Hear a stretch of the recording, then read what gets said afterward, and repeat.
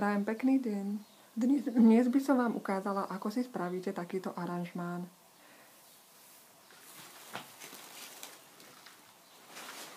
Budete potrebovať čečinu okrúhleho tvaru, oasis, obyčajnú stužku, 4 takéto alebo podobné listy,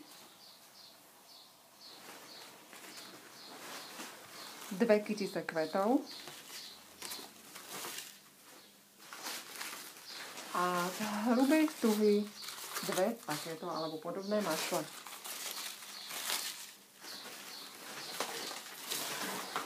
Vezmeme si oasis a čečinu. Do stredu čečiny natlačíme oasis a priviažeme ho stužkou. Vznikne nám takýto základ na tvorbu aranžmánu. Teraz si vezmeme jednu z kytíc a zasunieme ju z bočnej strany do oasisu. Druhá kytíca pôjde z opačnej strany do oasisu.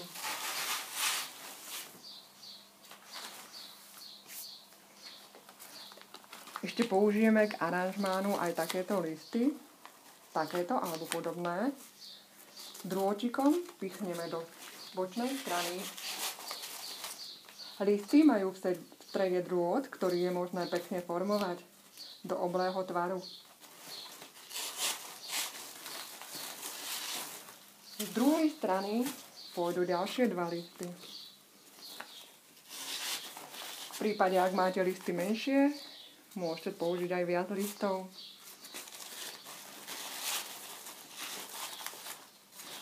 Mojou snahou je zakryť oasis a teraz vyformovať kvety, aby boli pekné.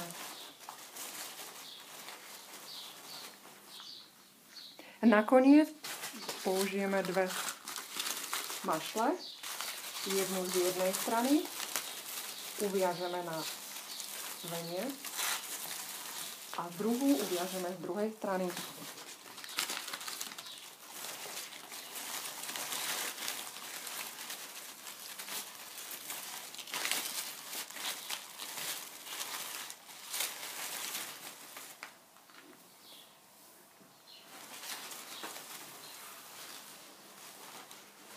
Takto sme si veľmi rýchlo, jednoducho, ľahko zhotovili aranžmán.